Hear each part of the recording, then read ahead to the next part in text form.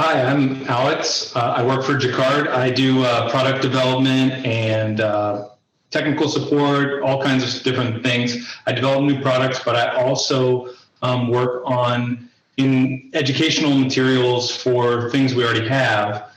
So we've done a lot of work, even recently, making new materials for tie-dye, including our color wheel mixing guide, which you can find on our website under the Procion Dye, and a really large mixing guide, which has about 50 colors and of all different ways to mix these dyes to make custom colors.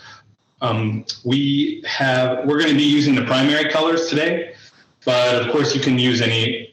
We have over 40 colors that in stock already, so you can use those that are pre-made, mix your own, whatever your choice is. I'm going to show you a little bit later how to use the mixing guide, which is on our website. So first I want to talk a little bit about what tie-dye is. Tie-dye is something that started in the 60s, and they used a different type of dye than we use today. So people sometimes don't realize how specific dyes are to specific uses. They used to use the old RIT dye. This is a direct dye to make tie-dyes. And it looks pretty good. It's not bad. But this isn't really anything like the intensity of color that you can get with the Procion MX dyes. So you can see how much the direct dyes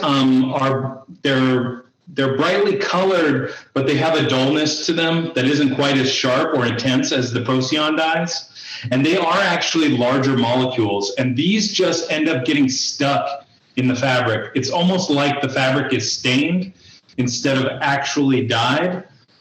Today we use Procion MX dye. And Procion, what it does is it actually chemically reacts to the fiber. And so it becomes a part of the cotton, and it'll never wash out. And it's why you see these old hippies with tie-dye that are still good today. They've had the same shirt for long periods of time, and it just never washes out because it's actually chemically bonded into the fabric. And that's what's so great about Procion dye. It also works under cold temperatures. When you make these direct dye style tie-dyes, you need to heat them in a pot and dip them in. I think a lot of people did that a long time ago. I even did it as a kid. And but you don't need to do that with Procion dyes. Procion dyes are fiber reactive, and they're cold water. And cold water means more than one thing, but what it really means is you don't have to heat it on the stove. And that is a huge benefit. And one of the reasons you can put the dyes in these squeeze bottles that are super convenient like this, instead of heating water put on the stove and dipping the things you want to dye in there. Now, what's the most important thing about the materials that we need? What can you tie-dye and what can't you tie-dye? Well, we said already cotton is the thing that you want to tie-dye. I get a question all the time, what about 50-50 cotton poly blends? These don't work nearly as well. I use the same colors for this tie-dye that I did for this tie-dye. And you can see how incredibly muted. This is actually black, it's not gray. And if you were able to see closely enough, you would see that half of the threads are not dyed whatsoever. And that's because polyester doesn't dye with cotton dye whatsoever. It doesn't work at all.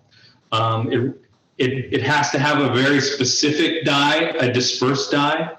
And that's another resource we have available on the website. Every page that has dyes on it has something called our dye roadmap.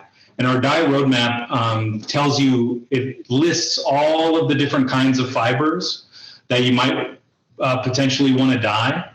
And it lists the correct dye or suitable dye for each type of fiber. And for polyester, really your only choice are dispersed dyes. We sell those as iDye poly, but they are the hottest dyes that we sell. And so you need to get those up to 212 degrees or 100 degrees centigrade to boil, in fact, to get those dyes to stick. Now, I have actually I have actually done a tie-dye using those dyes, and you can get some interesting results. So this is 100% poly fabric that I tie-dyed. I did it in much the same way in that I dissolved it in water and squirted it on, but you have to have some hot temperature to do it. So what did I actually do here? I put it in a ball of aluminum foil and I cooked it at 250 degrees in the oven for half an hour. And that works, but you're just not going to get the intensity that you can get with a Procion dye when you're tie dyeing. So dyeing something like a poly blend or 100% poly, it's not impossible. And I'm always ready to help people try to do something weird like that. And you can't. And if you do want my contact information, it's the same as our website, jacquardproducts.com, but with Alex in front of it. Alex@jacquardproducts.com is my email address. And you can also contact us through tech support. I would probably get there too. What else is interesting about Procion dye though? Procion is also the dye you can use to do ice dyeing. Ice dyeing is a really cool twist on tie-dye. In this case, instead of putting the dye in squirt bottles and squirting it on, what you do is you arrange your fabric or scrunch your fabric up, similar to the way you would do tie-dye, but then you put ice on top of it, and you put dry dye on top of that. And as the ice melts, the dye actually dyes the shirt. And you can't do that with any other type of dye because the temperature would be too low. So that's another big benefit of the Procion dye. Procion dye is really super versatile. It's the one that you can do hand painting and even screen printing with. People actually thicken the Procion dyes with sodium alginate, and they put urea in it. And when you mix that together, you make a really nice screen printing ink. Or you can make it the consistency of, say, an acrylic paint, paint it on. It's actually a great way to get a very completely touchless image on cotton fabric. And that's something that you can't do with any other dye, really. So it is exciting in that way. There are other ways to tie dye, of course. This was a completely black shirt originally. This is called a reverse tie-dye, and this is when you remove the color from fabric instead of putting it in. And you can combine these techniques as well. You can actually do a color removal tie-dye on something that you've already tie-dyed. I've done that a lot, and people really like those. I wish I had an example, but I sold them. But the color remover is really interesting. It's a bleach-like product, but it does need to be heated on the stove. The benefit over bleach is that it does not burn holes in the fabric. So everybody knows that if you get enough bleach on fabric, it will actually start burning holes in it. The color remover doesn't do that at all. The fabric is just as strong as it ever was. It's also a great thing to have in your back pocket when you dye something incorrectly and you want to take the color out again. Or if you have something that's, say, like orange and you want to dye it blue, if you dye dyes are completely transparent. So if you want to dye something that's orange blue, if you just dye it blue, it will turn out brown. So color remover is a great product to take the color out of something when you want to dye it. And then the last thing I'll mention, tie-dye really has its origins in Shibori. Shibori is an old Japanese system of folding, making folds and creases in fabric, and they even wrap it around poles and dunk it in the dye for all these different effects. And this is just one of the Shibori patterns that you can make, but Indigo dye is the main dye that people use for Shibori, and that is really where tie-dye originated in these Shibori type of techniques. We also sell Indigo dye. It's a completely different system. It only comes in blue, and it's actually a vat dye and not a reactive dye like the Procion dye. Vat dyes start out one color and end up another color. So the Indigo dye starts out bright green or even yellow dye, That dye is the dye in solution, and when you dip your fabric in, it comes out bright green. Then in the air literally rusts the dye and turns it blue. And that is a really exciting project too. But it's definitely one, if you're interested in tie-dye, Shibori is something else that you can do all types of different things. And because of the mechanism of the bat dye, the fact that it turns from green to blue in the air, gives you a lot of different options that you don't even have with the Procion dye. So that is definitely worth exploring. And I just want to mention it because it's that's one of my favorite dye products, the Indigo Dye. And that one really goes a long way. I personally dyed 30 shirts, 30 handkerchiefs, and a jean jacket. It's the real blue jean dye, so you can re-dye your jeans with it as well. But Indigo is a really interesting dye, and I think it's worth exploring if you're interested in different dye techniques. Okay, so let's talk about now about what are the materials? What do we need to make this happen? Of course, water. I've got some water right here in my little jug. Measuring spoons and measuring cups. I have them in the same thing. I have a little measuring spoon at the end of my measuring cup. Those are necessary. We've got the primary colors and black. We actually have more than just these primary colors. In fact, there's a couple of duplicates that have a little bit different uses, and I also have jet black here. We also, so the primary red we're going to use today is magenta, but we also have a fuchsia, which is this is more of a yellow biased magenta or primary red, whereas the fuchsia is more blue biased. So this color is much better for mixing oranges, and the fuchsia is better for mixing violets.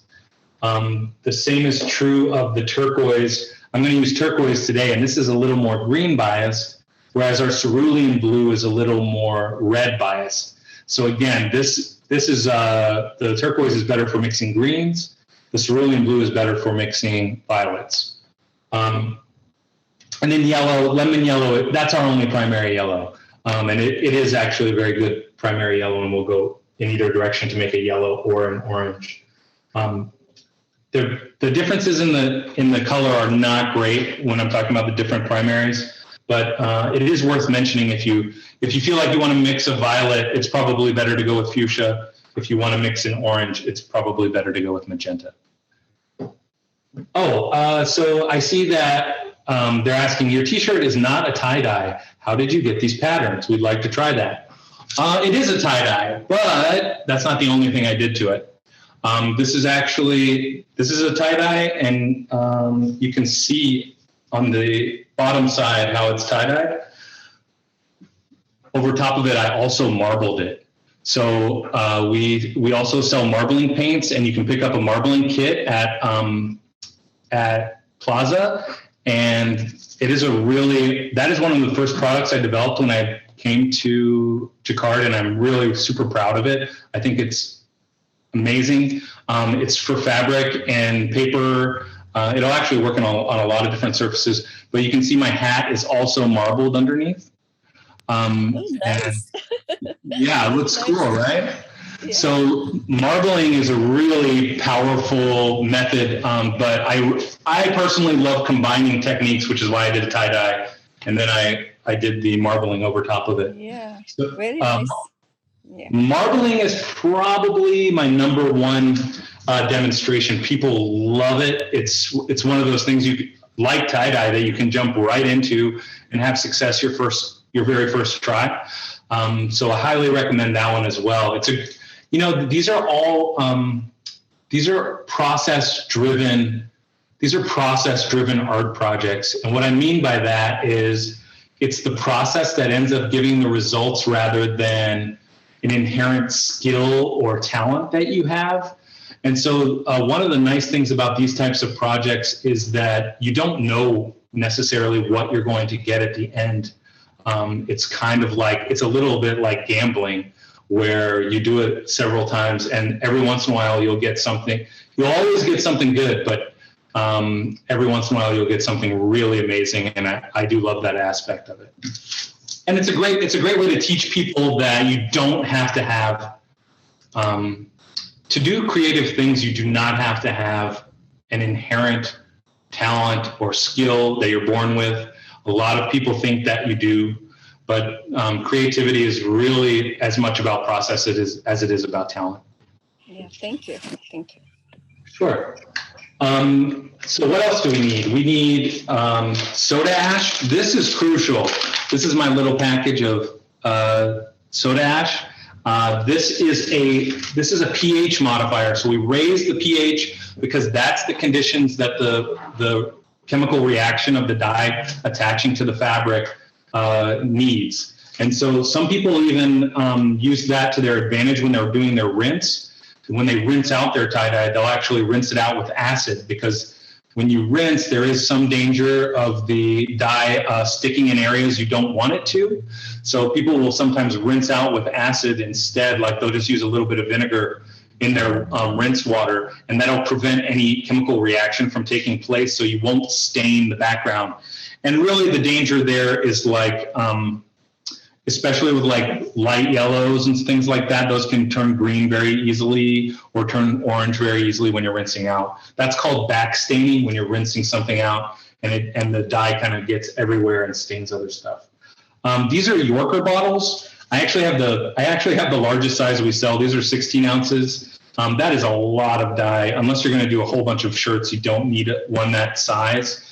We generally, if you're going to be doing a big size, the 8 ounce is very nice, and then even the 4 ounce is good for. You can do probably 3 or 4 shirts with the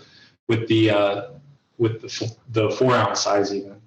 So we've got our bottles, we've got our measuring cups. Urea was one I thought we should talk about, because urea goes under the radar when we talk about tie dye.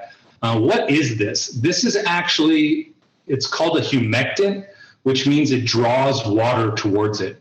So what happens is if you add this into your tie-dye, it actually helps pull the dye deeper and deeper into the fiber and gives it more time to react.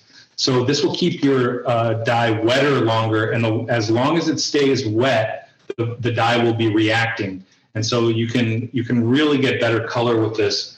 I did these tie-dyes yesterday, and I thought it would be a good illustration to do one with and without. So this is my really dark one. It looks great. I think even maybe the camera is not doing it justice, but you can see very clearly. I did these with the same colors.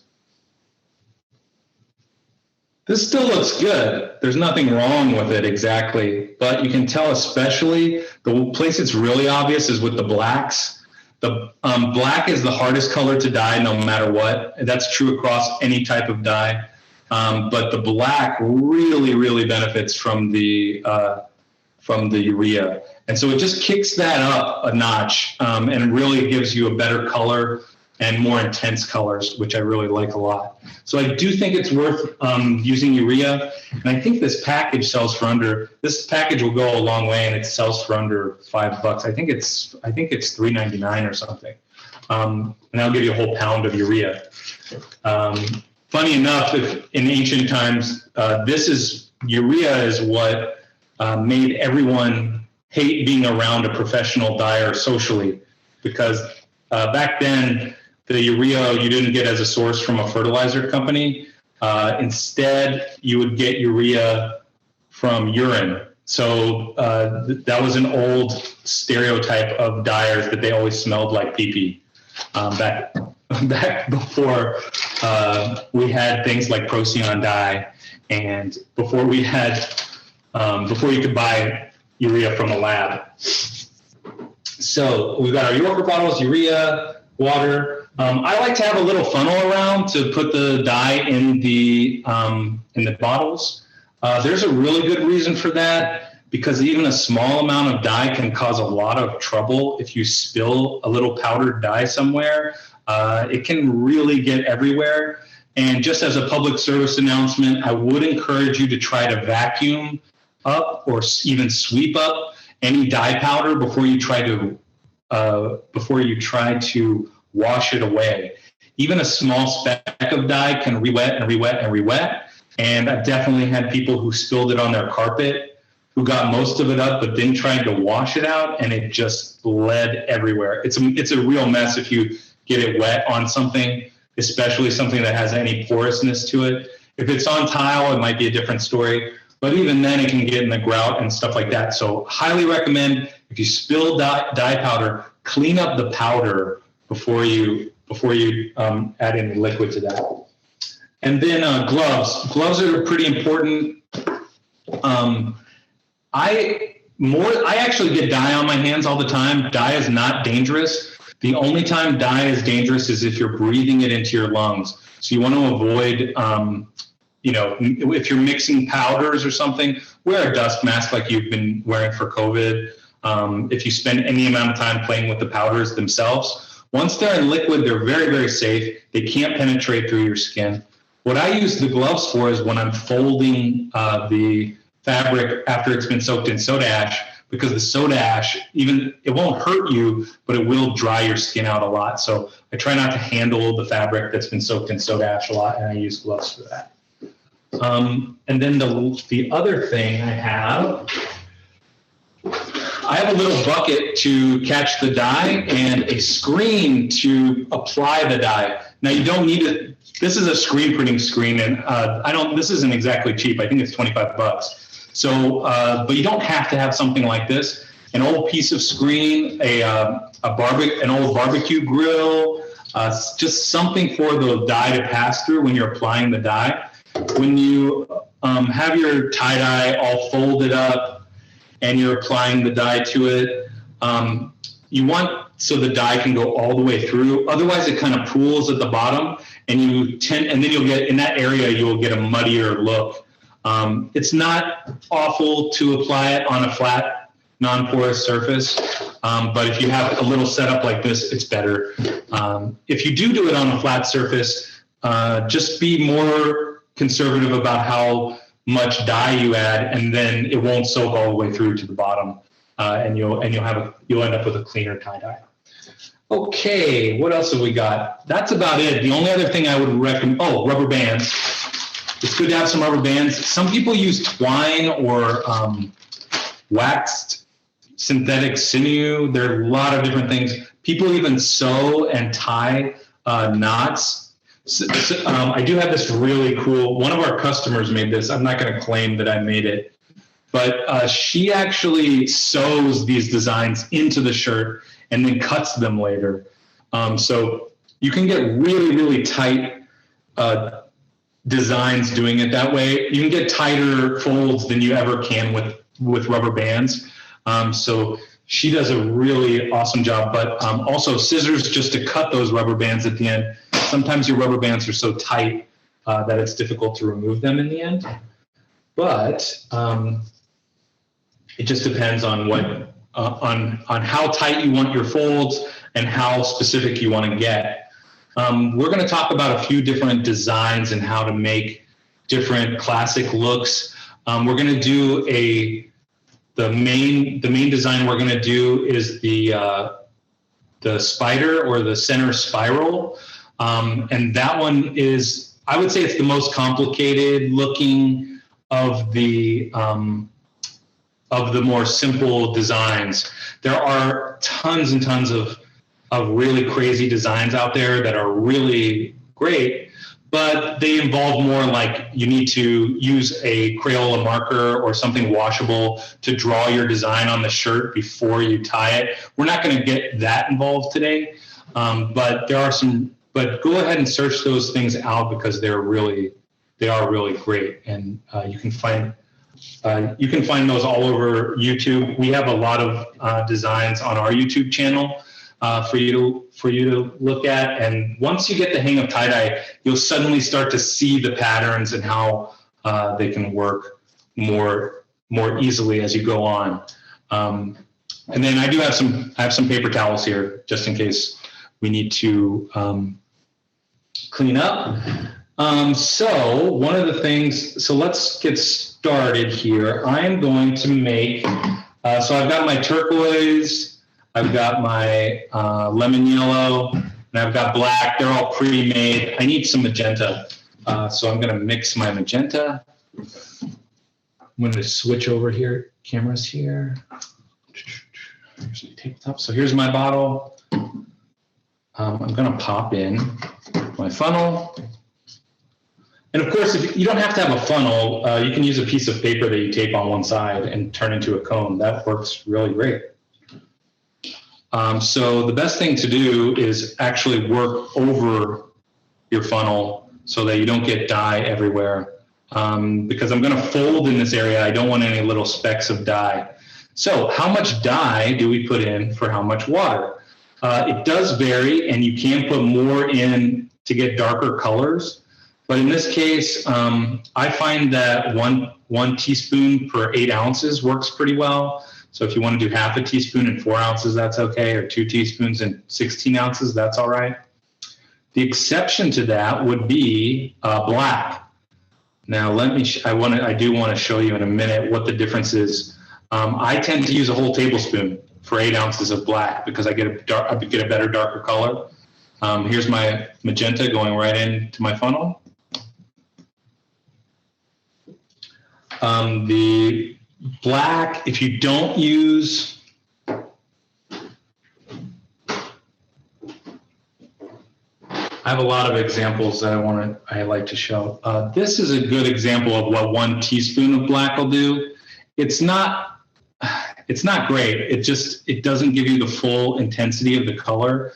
And black, like I said, is the hardest color to get. If you want a really dark black, you should use more dye. And that's sort of the exception. The other colors are all pretty good at one teaspoon. Of course, 1 tablespoon is 3 teaspoons, so just use 3 teaspoons if you only have a teaspoon measurer. I don't know why I don't have a tablespoon measuring spoon, but I don't. Now I'm adding the urea. So the urea is actually going to go into my dye solution, and this is going to coat the fabric that the dye is applied to and really suck the dye in. So these are little balls. They're actually pretty easy to, if you spill some, if you get a little bit too much, no big deal. I don't know if you can overdo it on the urea, to be honest. I've never heard of it. The one thing it would do is if you put too much urea in, it would reduce the solubility of your dye. So you notice here I put 3 in. That's 3 teaspoons to make 1 tablespoon. 1 tablespoon of urea per 8 ounces. And then, got that. I'm actually going to pour it in the funnel because it'll wash out the dye that I have. So now, because this is a 16-ounce jar bottle, I'm only going to fill it halfway.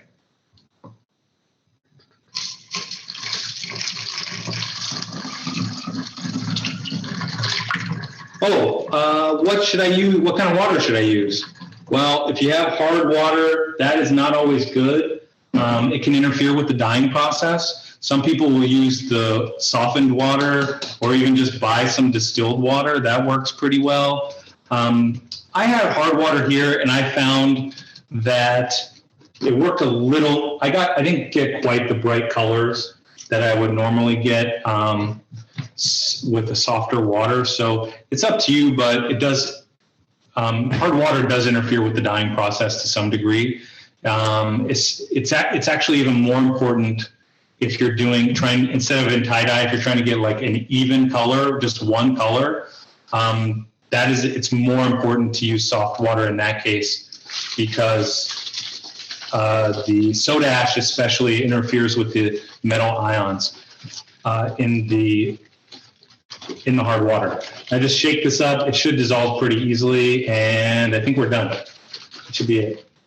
I do use hot water from the tap to dissolve this stuff because everything is more soluble in hot water. So you'll make sure that your dye will dissolve easier and completely go into solution a little better with some hot water. And you can hear the urea rattle around in there for a minute, and then it's done. So this is ready. I also want to show you how to mix some colors. I'm going to mix a color called Jade from my primary mixing wheel that you can find on our website. It's also, if you buy the Procion set at Plaza, the mixing guide comes on that set. But I need a little more blue. I need some more turquoise if I'm going to mix this color. So I'm going to mix some more of this. Here. I'm going to put another teaspoon in. Oh, just over. That should be okay. May not end up with my perfect ratio, but we'll see. Now the mixing chart that I have, it is done in parts. So we don't say use 2 teaspoons, use 2 tablespoons. And it is actually, it seems confusing to people that we would do it in parts. But parts is easy because it changes it into whatever you want it to be. So you can say, instead of saying I want 1 tablespoon of each thing, and then finding out that it would be 1 tablespoon of yellow and 13 tablespoons of blue. That's an enormous amount of dye. You don't want to make that much. So with the parts, you can break it up into anything you want.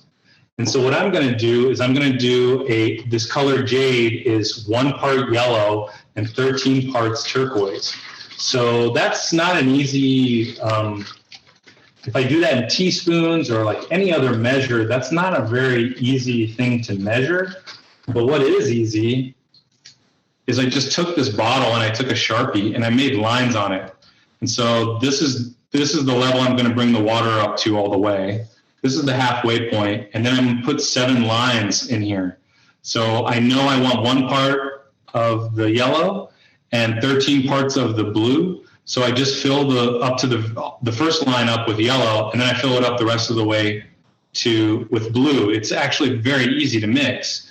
And I did it, and I don't even have to measure this. I don't have to do anything. I can eyeball that measurement, because I can just put these 2 marks here, put this in the middle, say that's 7, 1, 2, 3, 4, 5, 6, 7. And then I just fill up 1 of these lines and then all the way up to 14. And I've got an easy way to mix 1 part yellow to 13 parts turquoise. It seems more complicated than it is. And there's also a dilution thing there for when there are some of the mixes that I've made are like 42 parts fuchsia and 1 part turquoise. There's a way to do that with dilutions that you can find easily on that guide as well, which I think is really useful. Okay, so I'm just going to fill that to that first line with yellow.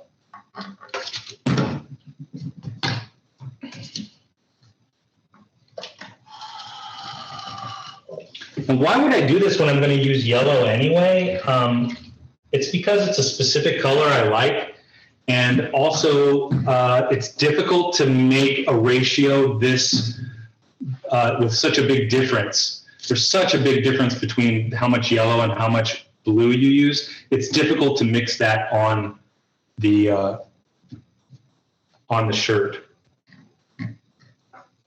So I fill that up. So this is a really blue-green. It's like it's like an aqua, or I call it jade because it looks like this. It looks like the jade stone. It's pretty nice. And I'm going to use this for the back of our spiral. And that'll make more sense in a minute.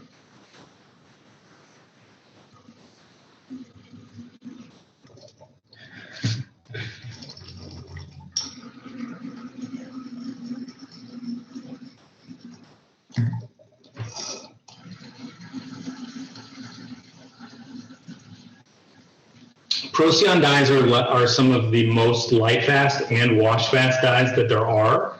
So it is a really great choice for when you want something to hold up for a long time. They are not light proof. You can't keep them outside 24/7 and expect them not to fade ever, but they are actually very, very light resistant, and it's because they're bonded to the fabric itself, and it really helps that. The other dyes we have stick in different ways, and you use them for different purposes. The eye dye is the direct dye, the one I was talking earlier about how people used to do tie dye with direct dyes.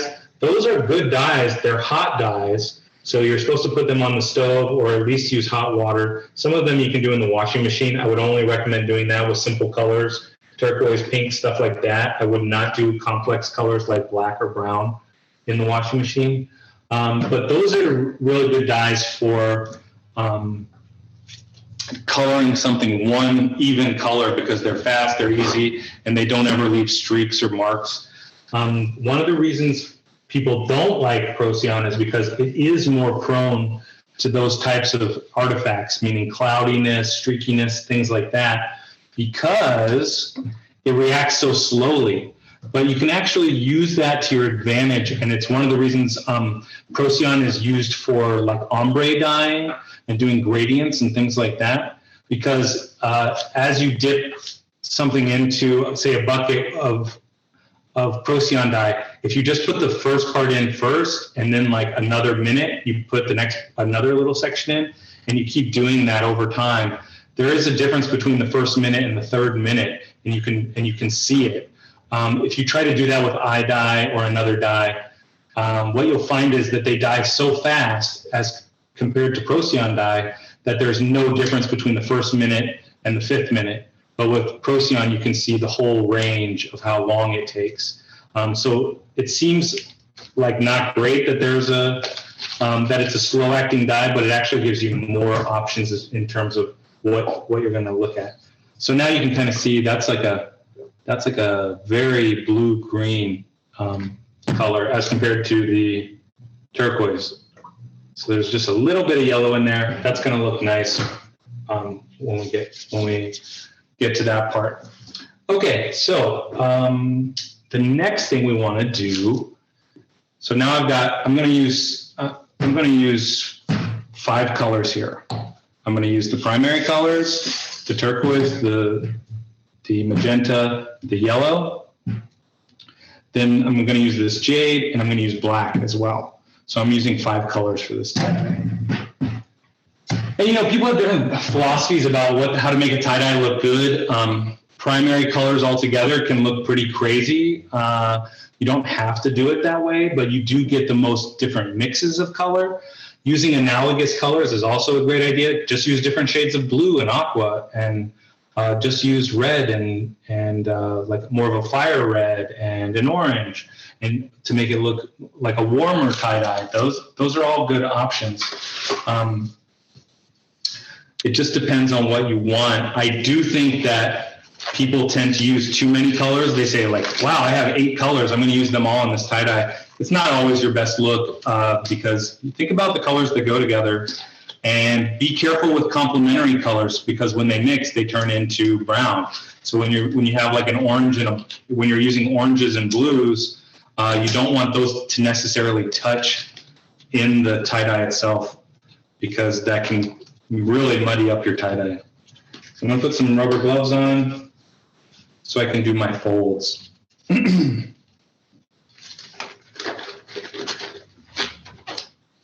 So first I'm going to just show you a couple of different types of, I'm having trouble getting my gloves on. I'm just going to show you a couple of different types of folds that you can do.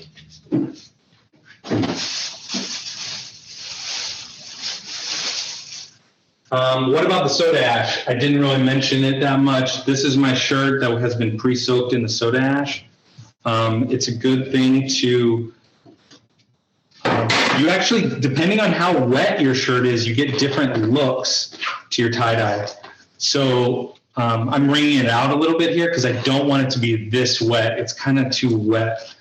The strange thing is, if your tie-dye is really, if your shirt is really wet, it's actually going to bleed less. And if your shirt is really dry, it's going to bleed less. So you get more white areas in your finished tie-dye if it's too wet or if it's too dry at the beginning. If it's just damp, it actually provides little channels for the dye to flow through, and you get more of a tie-dye like this that is just mostly completely taken up. Like it's just, there's very, very little white in this tie-dye because it bleeds to fill up the entire shirt, which I think is probably the best thing to do. But it does depend on what you want. If you want one with more white in it, you can absolutely allow the shirt to completely dry. If you want a little bit more white, but not a lot, you can keep the shirt soaking wet out of the soda ash. Did I mention how much soda ash to use? You want to use a cup per gallon when you soak it. And I did 2 gallons, and I was able to soak 8 shirts, and I probably could have done another 4. So you don't need a whole lot of water, and you don't need a lot of soda ash either. What else can you do with the soda ash? That's a good question. Soda ash is excellent for scouring fabric. What does that mean? When you do a scour, that is to remove all of the starch, all of the sizing, the things that are inside the t-shirt before you get started that can interfere with the dyeing. It's a really good stain remover. It's the main ingredient in OxyClean. So soda ash is a great way to clean fabric before you get started. Okay, so on these tie-dyes that I showed you earlier, that is a scrunch pattern. So what I do there is I literally just scrunch it, and you do these little gathers, and you scrunch it all together like this. And you get it all smushed up, and you gather it together. I like these because they give you a lot of variation, and you'll get really interesting different effects every time. And it gives you that kind of cloudy look. It's really nice to do just turquoise because then it looks like the sky with white clouds. Or you can do sort of black clouds or gray clouds in the background if you do the back. So what you would do here is, now I have my rubber bands. I do like having a plastic down below because it makes it really easy to put your rubber bands on. Your rubber bands will really slide right on and not interfere with your folds. So I really like to do it that way. You can see these are just sliding right on. So I did want to mention that. How did I get all the colors like this and then interspersed with black everywhere? What I did was I actually scrunched it up just like this, and I applied my 3 colors on this side. And when I flip it over, this side is not dyed. I applied my black on this side only. And that really gave me a black base, sort of a black background to work on, and that's how I got that. You can do it with other colors too. There's a lot of different ways to do that, but that's the main idea, is to do the colors on the front and do the black on the back, and that's what we're going to do with our center spiral too. So this is the scrunch one. That's kind of like the most, I guess it's the most basic design. There's also, people love little bullseyes and rings and stuff. Those are also pretty easy to do. When you see those rings, they are little gathers, and you pinch it and pull it up, and you put a rubber band around it. And this will give you those circles that you see so often with tie-dyes. And it's also good to delineate this with color. And the way to do that is to, on this little tip that you've pulled out, make that one color and then put another color in the background. And you, of course, you can do that whole bunch of those, and that'll give you all those circles that you'll see. That's a really traditional tie-dye pattern. The other one is the Accordion Fold. The Accordion Fold is super important because it's actually the basis for the majority of the super complex designs. Sort of these cat eyes, the V. When you see the V that goes from top to bottom like this, the way they do that is the other thing to know is a major part of folding is the symmetrical fold. So you fold it just in half. And when you fold it in half,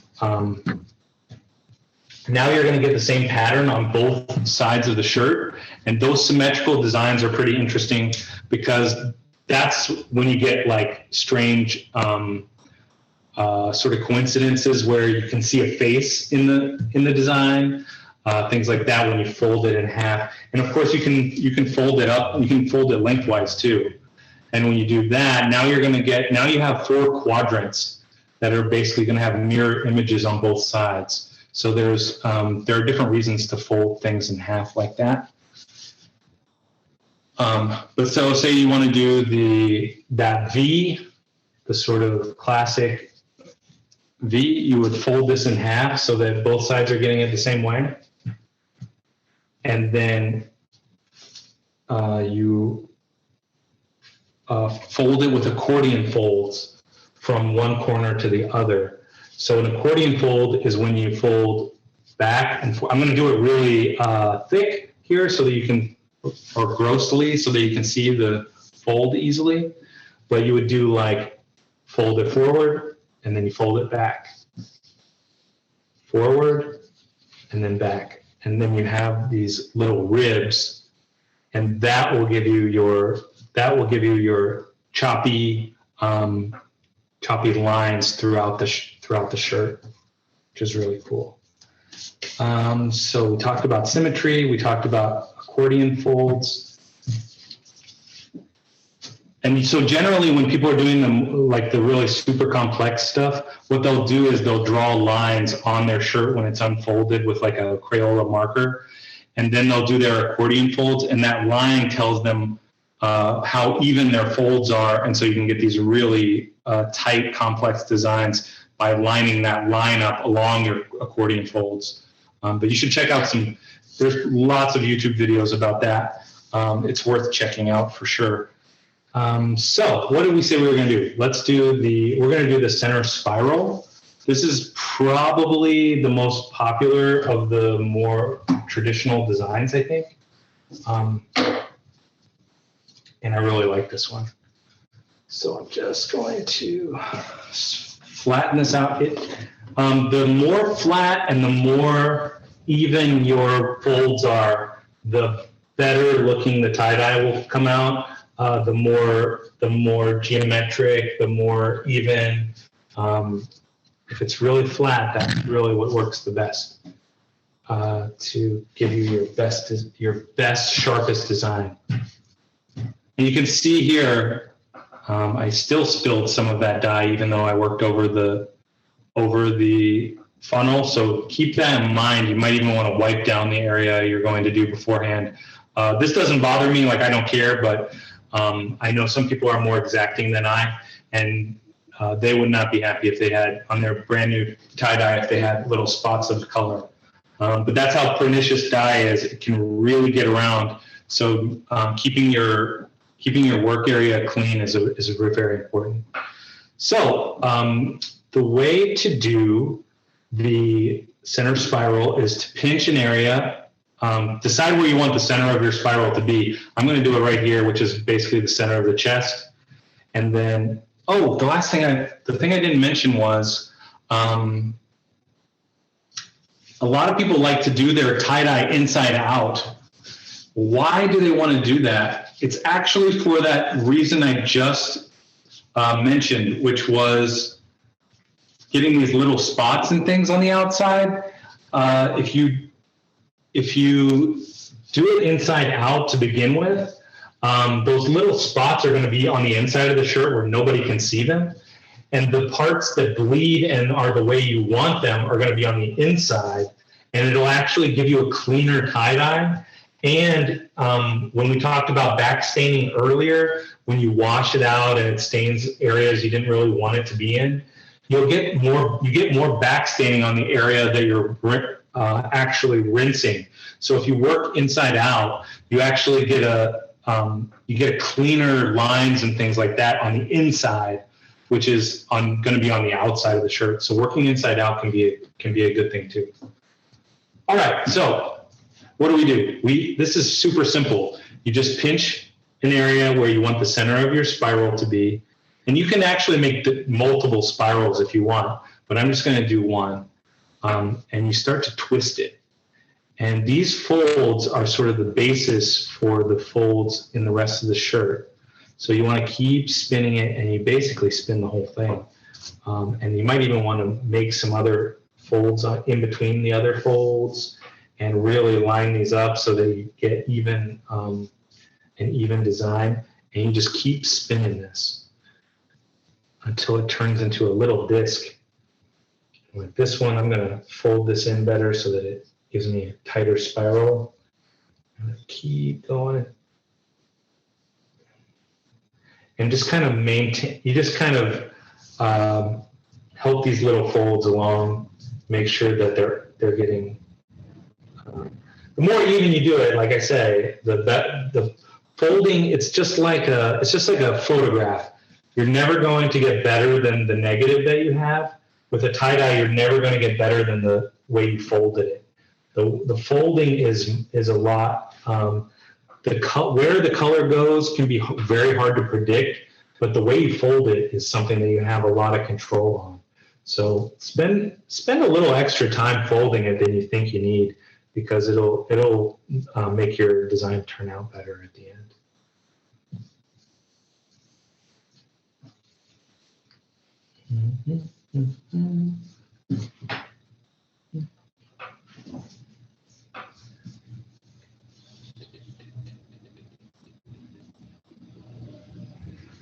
Let's see here. All right, that looks pretty good. So now what we do is we apply our rubber bands. I like to put 3 rubber bands on this one. I want to get one that goes across the middle there. I want to get one. That one's not long enough. Get one at like this. I want to get equal size pie pieces here. And then I want to get one like this. So basically they're all in the middle. They cross in the middle, and I've got 1, 2, 3, 4, 5, 6 little pie slices. So what am I going to do there? My plan is I'm going to put, I'm just trying to decide if I want to put black all over the back or if I want to do one color on the back. I think I want to put one color on the back. So what I'm going to do is I'm going to fill in these pie slices. So now I've got my bottle. I'm starting with yellow. I'm going to squeeze that in. So how much dye should you put on? The more dye you put on, the less white areas there will be. And you can even stick the nose of it in there and make sure you get it in the fold so it sinks in. And this is a good design for the primary colors, because you're going to get a spiral and you're going to get the different colors mixing with each other. So I'm going to do yellow here and then again across from it, and that's the way the design's going to go with each color. All the primary colors are going to be represented twice in 2 different pie slices here. Just make sure you saturate it pretty good. This is the magenta.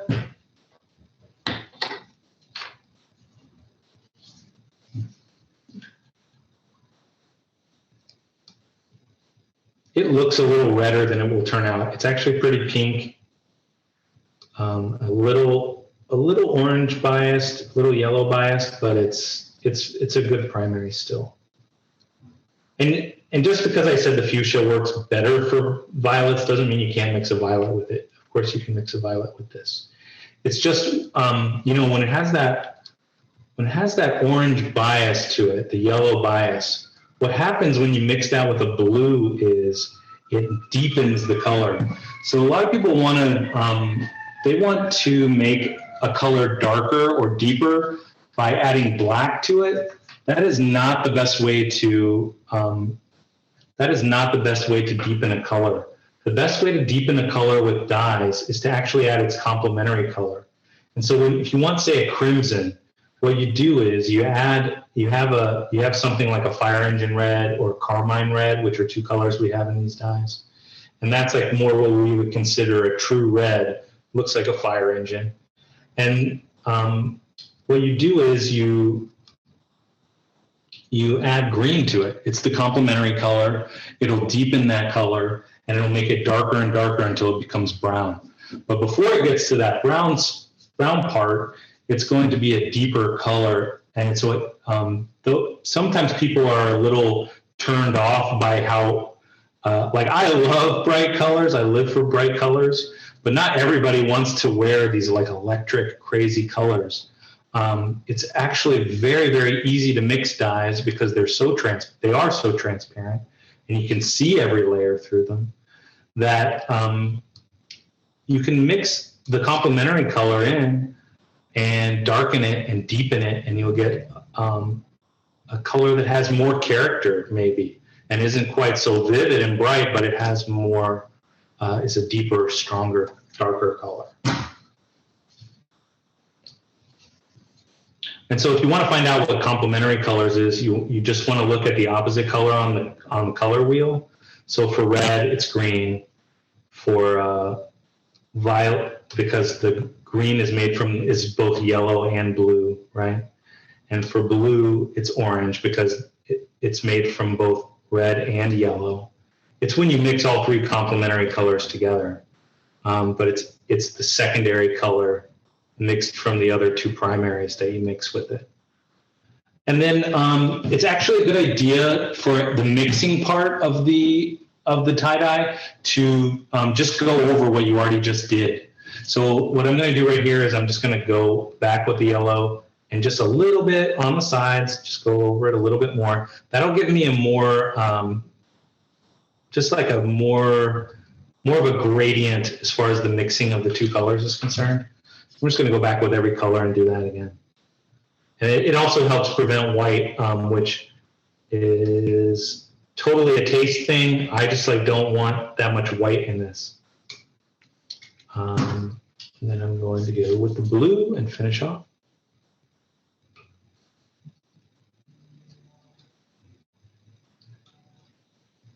All right.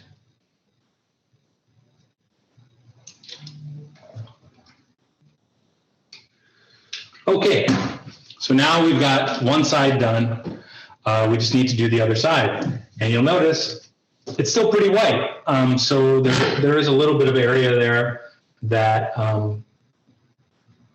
that needs done. So what I'm going to do is I'm going to do 3 of these pie pieces as my jade color, and then the rest I'm going to do is black. So I want 1, 2, 3. I'm going to do these 3 as black.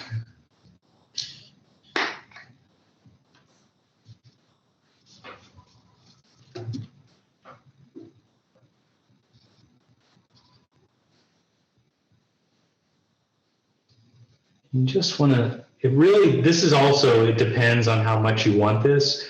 If you don't really soak it, you'll get white in between. I tend to put a lot of black on because I just like the way it looks. I just love the way the colors pop on a dark background.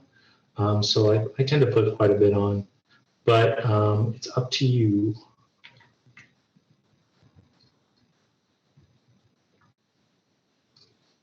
Okay. I've got my mixed color that I mixed. 1 part yellow, 13 parts blue. That's going to be a pretty color. It actually makes me wish I had just done black and jade. That's it.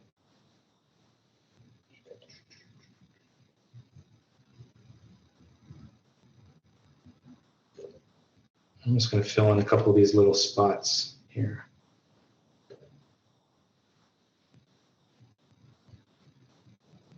All right. Great.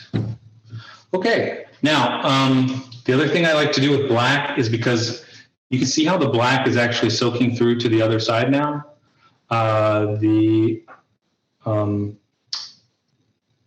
So it's actually best to keep the black from really overwhelming the design. When I set this out to, when I put this in a plastic bag and I set it out to sit for 24 hours, I'm going to set it on the black side down, because that means the colors are going to like drain through towards the back, and I'm not worried about the colors overwhelming the black. I'm more worried about the black overwhelming the colors. So when you do something front and back, the color you want to dominate or maybe not dominate, you want to put the color that you want to dominate on top, and the one that you want a little more restricted on the bottom. And that's usually black, because black is so powerful. Oh, and I also noticed that I did not follow my own advice, and I did the tie-dye itself on a flat, non-porous surface. I didn't get to, I applied the dye correctly, so I didn't get a lot of black here on the back, but it would have been nicer to have it in the bucket. So what am I going to do here? I am going to put this down.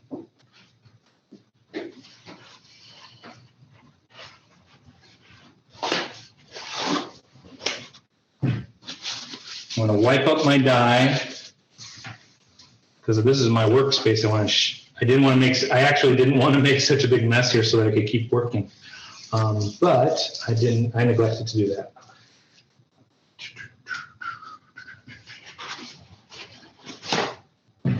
And the other thing I wanted to do is, I wanted to show you what it actually looks like before, even before I let it sit overnight. So I'm going to actually take this and I'm going to unwrap it. Now, normally you wouldn't do this. I'm definitely going to mess up the color a little bit, because I'm undoing it right now, because it's going to make colors get in certain places where they shouldn't be. But nonetheless, it's going to be cool. I just want you to see what it's going to look like at the end.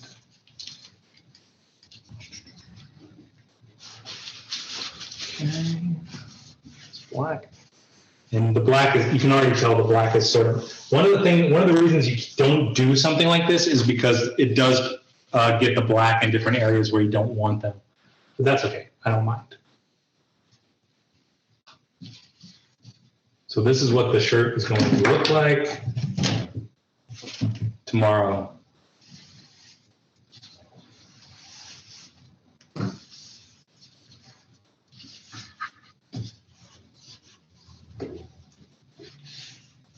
So I think this is instructive, because what you see is that's how you get these interspersed lines. Everything that was on the back was actually both on the front and the back at the same time, because this was folded, these black lines were folded back. They were in the back, whereas all the colors were in the front, right? So this tells you a lot about the actual construction of the color itself, and like why it works that way. Okay, does that make sense? Does it look good? I really like it. I really like it. Alex. But you see, it's really not that hard. It's about following directions. It's about making sure that you get everything in the spot that you want it to be. Okay, I'm going to, and then you can kind of see it'll actually, even at this point, you can see how it folds. Even as I twist, I can basically fold it up into the same spiral that I had it in before. Okay, and now what do we do with this? So we have a tie-dye. What's the next step? There are many ways to actually make this set, and there are ways to make it set better. The best thing to do, well, you saw that one from the Pro that I did earlier, that I showed you earlier, that wasn't one of mine. I know for a fact that she puts it on a heating pad overnight. So she'll actually put it in a plastic bag, airtight. You want it to stay wet as long as possible. So you wrap it up in a plastic bag, you tighten it up, and then she put hers on a heating pad overnight. Now it's summertime, so that's actually a good opportunity to just set it in the sun. A little bit of heat helps. People in the wintertime, people put them down by a heater or somewhere where it's just going to be really warm. That really helps cook the colors in and that kind of thing, which is nice. The other thing that people do is you can actually microwave a tie-dye. Some of the professional people do that specifically because it allows you to get a tie-dye done in more like 20 minutes instead of 24 hours. It's really important if you choose to microwave the fabric. Usually it's about 30 seconds on high. You do want to be really careful because if there's any part of the shirt that is not wet, it will in fact burn the shirt. So you do want to make sure the shirt is totally wet, and you can microwave it for 30 seconds on high. You may have to adjust that up or down depending on your own microwave, but it is a way to get a tie-dye done in more like 20 minutes instead of 24 hours. The best thing to do, now you can wait like an hour, you will get less color, but if for some reason you had to speed it up and you could only let it sit for an hour, I would say that's the absolute minimum amount of time. 8 hours is great, 24 hours is best. I have had a person who accidentally left their shirt for 4 months, and they had a whole bunch of them, and they just forgot one of the shirts, and when they opened it up, they said it was the best colors they had ever seen on a tie-dye. And they sent me a picture. It actually looked really great, and they almost looked fluorescent. They were so bright. So it is a bit of a lesson of Procion. I would say that it's impossible that it would keep reacting that whole time. I bet you it was done reacting after about 8 or 9 days, but most people don't have that kind of time. If you wanted to try it out, it would work. It's pretty cool. All right, let me grab a plastic bag. I'll be right back.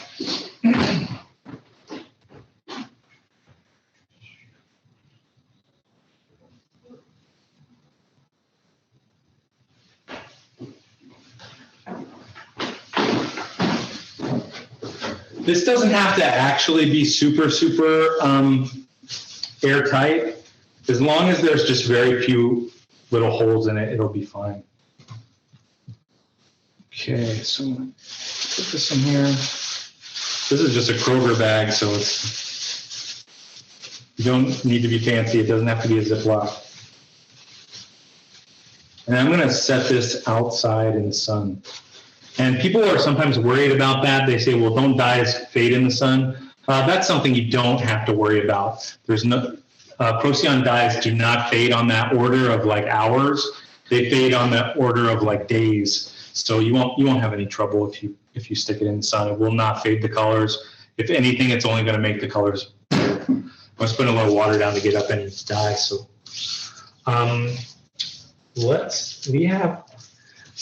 we have about 20 minutes left. I can show another design. I'm trying to think of a good one people would want to see. What should we do? Yeah, we can do another design. Does anybody have any questions before we do that? No? Okay, let's just do another design then.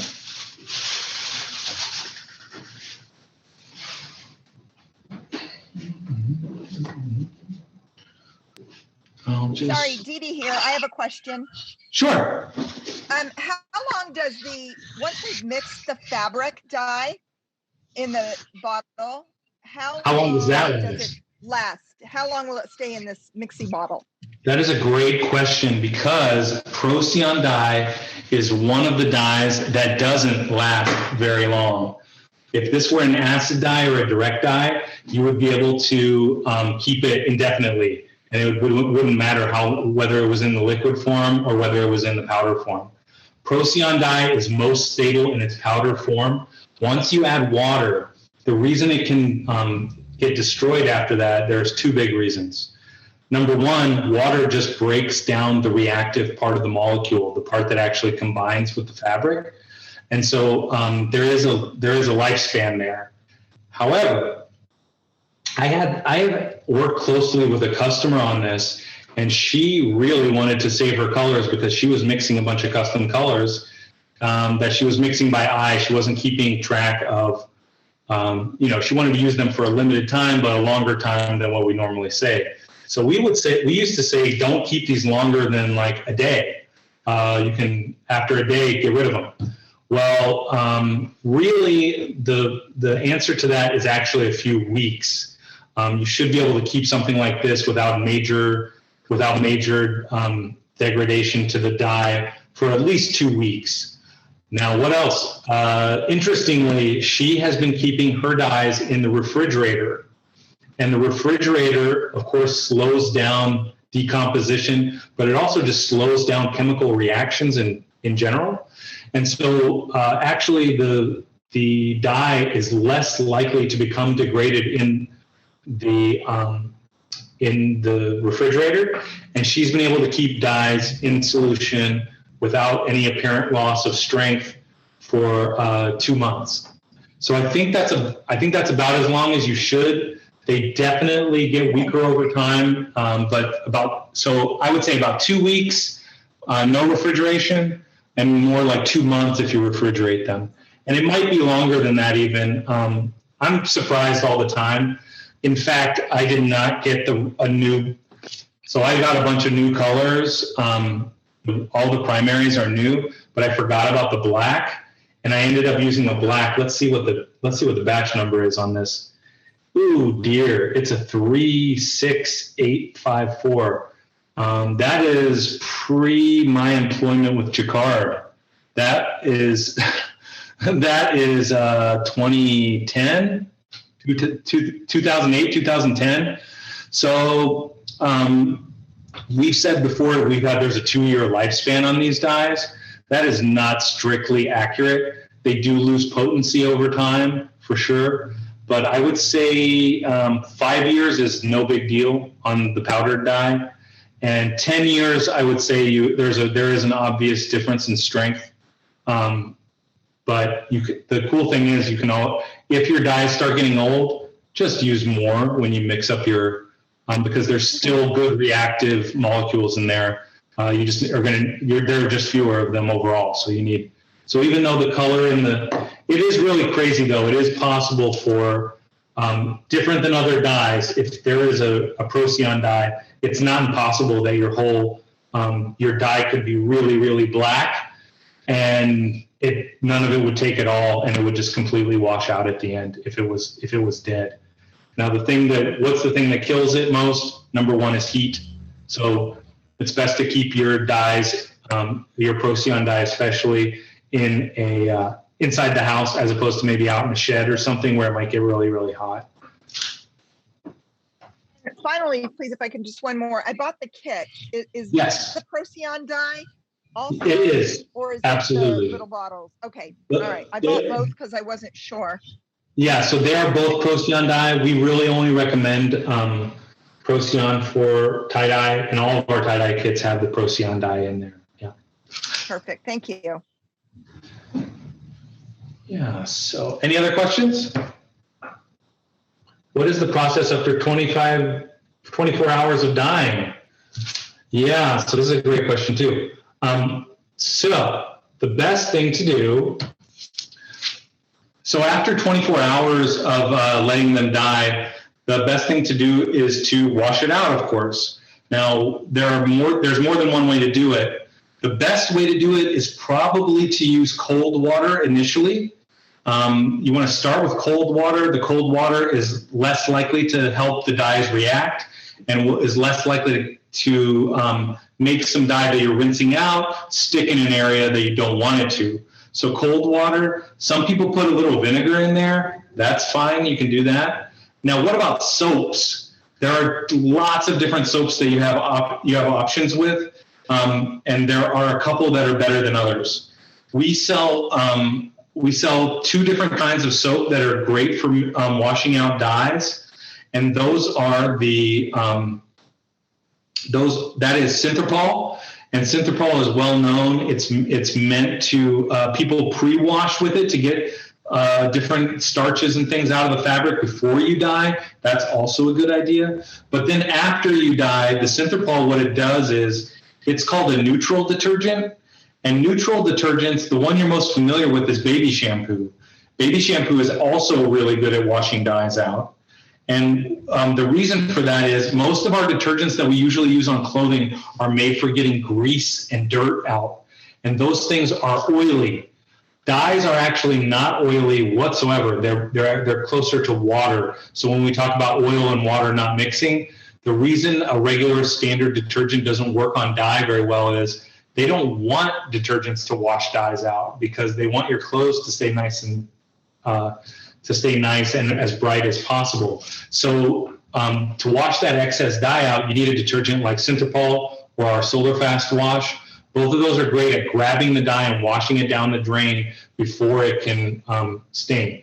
Now, as I would really, really, really highly recommend those dyes for those detergents for acid dye, basic dye, the direct dyes that I talked about before, like a RIT type of dye or an iDye type of dye. Really, the reactive dyes are so slow, you generally don't get in very much back staining. You're just not going to, the white areas should stay pretty white and they won't get too stained. If you want them to be perfectly white, it's probably a good idea to use those detergents. And it is easier to rinse them out by hand if you use one of those detergents. Also, I have used, in a pinch, I've definitely used baby shampoo. I have a 4-year-old daughter and it works really great. Okay. Do you leave it wrapped up when you rinse? I do rinse it wrapped up initially. So what I do is I have it, it's all bound up with that's again a good way to keep the dye from getting into any of those crevices and staining anything. So leave it wrapped up initially. Once most of the dye appears to be gone, that's when you open it up and you rinse it further. So what I would do is I would rinse it in cold water while it's still bound up. Rinse all the dye out as much as you can, undo it, rinse all the dye out as much as you can, and then I would actually do a rinse in hot water. Now, for some dyes, you do not want to do a rinse in hot water because, like for acid dyes, you will literally break the bonds that are holding the dye in with hot water, which is why you never wash. That's actually the main reason you never wash silk or wool with hot water, because it'll actually remove the dyed color out of there. For Procion dye, because it's actually fiber reactive and bonded to the fabric, you don't have that worry, and you can rinse it in as hot water as you want. Any dye that comes out was never fixed in the first place, so there's no reason to be worried about hot water. And then please spell the soap. Synthopol. That is not right. The Synthopol is SYNTHRAPOL.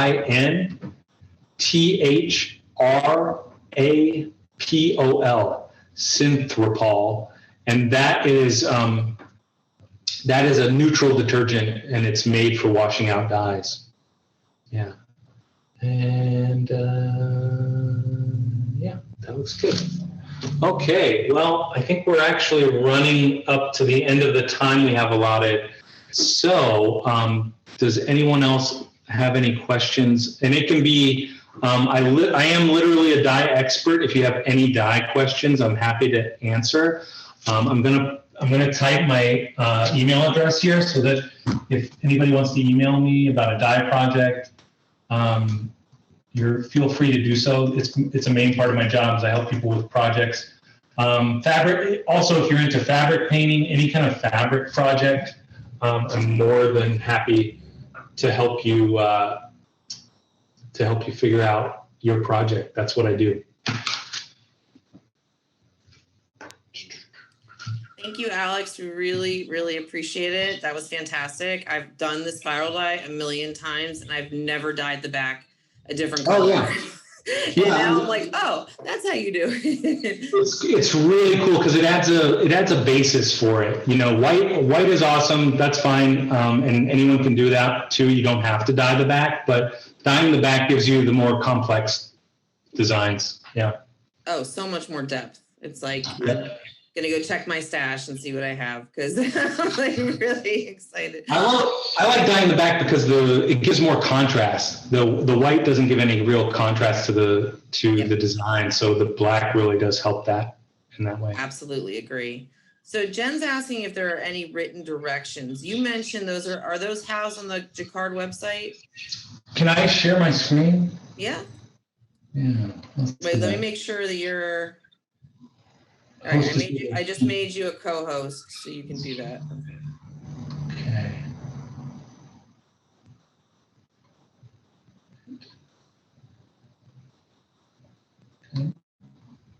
Okay, so let's do another. So this is the Jacquard Products website. This is actually one of the most dense websites I've ever seen. There is an enormous amount of information here. One of the things I do is I run the forum.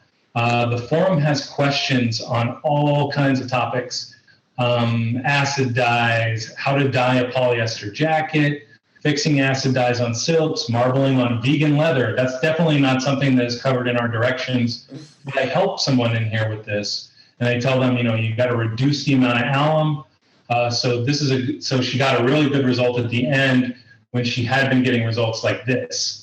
So that is a really powerful way, especially if you have something that's a little like off the beaten path and isn't necessarily going to have a quick answer in the normal directions. So under products, this is where a lot of our information is. Under products, we have all the different, we sell too many products, I'll admit. But under dyes, this is all the different classes of dyes. So we have a lot of different ones, from solar fast dyes, which are made for printing photographs, to Procion dye, which is for tie-dye. We have a lot of different ones, and they're all for specific purposes. And so there are a lot of resources here for helping you with your dye projects. So the main one is going to be the Procion MX directions. And that has directions for both tie-dye and immersion dyeing. I have one thing to say about immersion dyeing. If you want to get the full color in an immersion dye, like when you dye in a bucket, it's really important to add the salt. We say it's optional, but it really, really helps the color get the full darkness. Otherwise, it's not going to get dark enough. And then the last thing I'll say about Procion dye is it is a cold water dye, which means you can do it in cold water in a bucket. But for black, you have to use hot water. There's no way around it. So you should still put that one on the stove and get the water steaming hot. If you want to do I want this shirt to be totally black. If you want to tie-dye black, you can do that. But if you want to get totally black with an immersion dye, it's really important to use heat for black. Now this is so there's lots of different stuff here. The technical information, this actually tells you which colors are the pure colors. So you'll never get, there's a thing called cracking where the colors separate when you do a tie-dye or an ice dye. You'll never get that cracking from these bolded colors. They're pure colors. Magenta, fuchsia, cerulean blue, turquoise, medium blue, cobalt blue. Those are all pure colors. These ones in between that are not in bold are not pure, and they will sometimes crack, meaning they'll separate. And then the color, the one I referenced earlier, this is the color mixing chart. And this has a color wheel, and it takes the 3 primary colors. This one we used fuchsia instead of magenta, but just substitute. You can actually pretty much substitute magenta in here. It is a little bit weaker, so you need to use a little bit more, but fuchsia will make all, and yellow and blue will make all of these colors. And there's an exact recipe in there for each one of those, which is very helpful. And then I've got more like complex mixtures here. So the burgundy is 6 parts fuchsia, 9 parts yellow, 7 parts turquoise, and 6 parts black. So that's probably the most complex one I came up with. That's a really pretty color. I love this cranberry, 9 parts fuchsia, 1 part jet black. Coral, 1 part fuchsia, 3 parts lemon yellow, but I do this at 1/4 strength. So instead of using like a teaspoon there, you would use like 1/4 of a teaspoon, and it'll be a light, beautiful coral color. So this is a really useful if you want to mix colors. We also have an even more, this is only mixed, I think this only has 2 colors each. But here, this is a great mixing guide. This is the formula guide.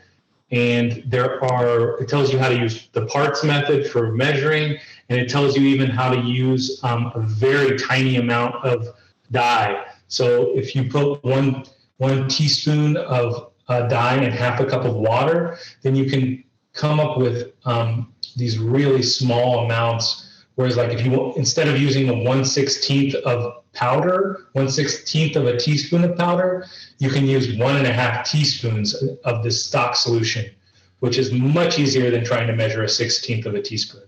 So that's how you get those mixtures where like there are 40 parts of one and 1 part of another. But there are, this took forever. This was something we did last summer, and we dyed all of these colors and mixed each one of them. And there's like 50 of them here, I think. But there's some really beautiful colors, some highlights. I love the terracotta for a earth tone, and the fatigue green is also pretty nice. And then for a gray, a warm gray, tungsten is very, very cool. And then chartreuse is pretty nice for green.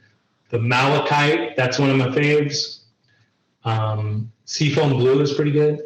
And then like postal blue, this looks a lot like a postal service outfit. Indigo, this is our closest approximation to what you could get with indigo. Mountain blue is really nice. And then there's lots of purples and reds, really cool. Daffodil is a nice yellow to get. So yeah, there are lots and lots of resources here. And oh, I did want to show you the dye roadmap. The dye roadmap. So on the left here are all the different, it's probably hard to see, but you can see it's like cotton, linen, rayon, viscose, bamboo, hemp. We even tell you what the best dye is for feathers. It turns out acid dyes, the same ones that you would use on wool and silk, are excellent on feathers and on leather. Easter eggs, that's also a job for acid dye. Most people don't realize acid dyes are great on nylon because nylon happens to be very similar to a protein polymer in its chemical structure. How do you dye a wig? Well, if you have a polyester wig, you need to use the iDye poly. So this is a really, really nice resource if you get into something where you're like, how do I dye this? It's really important to realize that unlike something like paint, which can go on anything, dyes are really made for the type of product that you use them on. The fiber and the dye must match. It's really super important. So. Real quick, Alex, thank you for that. That's great. Are there any specific instructions on how to do certain tie-dye methods that you? You'll find more of that on our YouTube page. So there's a good tie-dye video right on the Procion page that we were just at. But also our YouTube, we have hundreds of videos on all different types of products, and that is jacquardproducts.com on YouTube. So it's exactly the same as our website, but that's our handle on YouTube, so you can find those easily. Also, check out our Instagram, because we post stuff that our customers are doing all the time. And if you want us to post something that you made, we're more than happy to do it. Just contact us on Instagram, and it's also Jacquard Products, at Jacquard Products on Instagram. And that's probably the place where we have the most interaction, because people can actually see what you're doing, as opposed to something like Twitter where people are just talking about colors. But yeah, thank you all very much today. I think I gave you most of the stuff I know about Procion dye, so you should be Procion experts at this point. And I can't wait to see you. Feel free to send me photos. I love to see what people are doing if you make something and you want to share it. Okay? Fantastic. All right. Well, on behalf of Plaza, we really appreciate you all joining us today, and we will see you soon at the next one. Bye-bye, everyone. Bye-bye. Bye.